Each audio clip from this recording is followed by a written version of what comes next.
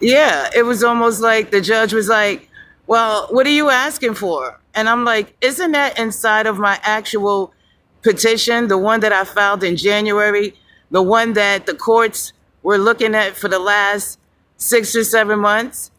He decided to tell me that he couldn't give what I was asking for. And this is the funny part. I hadn't even presented all my information. So the judge and the lawyer had decided how much they was going to offer me before I even started. I presented two pieces of evidence that he allowed inside of the case, but at the same time, he still considered it having him to have to be able to investigate it. So it's that he took it, but he was like, he has to investigate whether what I did submit is correct or not.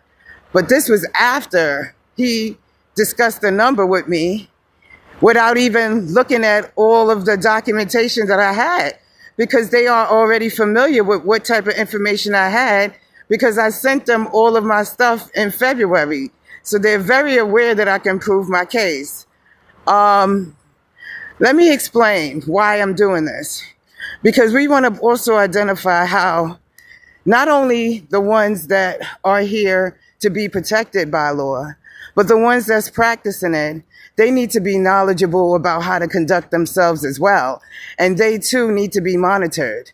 As I mentioned, I asked the judge, I said, well, you didn't know that that's what I was requesting since January? It upset him. When we discontinued the case to return, in between that, he mentioned, are you going to write this down, the time that we started? The sarcasm. He doesn't have any interest in justice. He has an issue with the fact that I have a strong case.